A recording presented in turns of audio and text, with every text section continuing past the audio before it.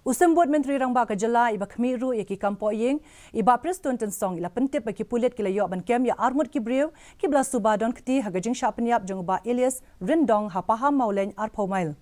Haba jubab ya jingkali haga 0A notice balabu do MLA ka Seng United Democratic Party nanong po iba Emerald Bonds im haga dorbar mangtengka jong kayeng dorbar thawan ka jala mentagasngi iba Tensong ila ong bagi bor Pulit kedang yele ban tokit halor kani ka Jingshah.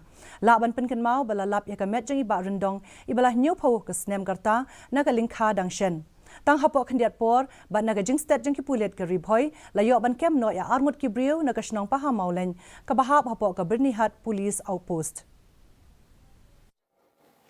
And to expedite possibility to nab the culprit at the earliest so that he can be booked as per the law of the land. This is my submission to this 0-hour notice. Thank you. In this connection, a criminal case was registered by Nongpo PS case number 26 in bracket 03 2023 U/S 302 IPC, and investigation of the case is in progress.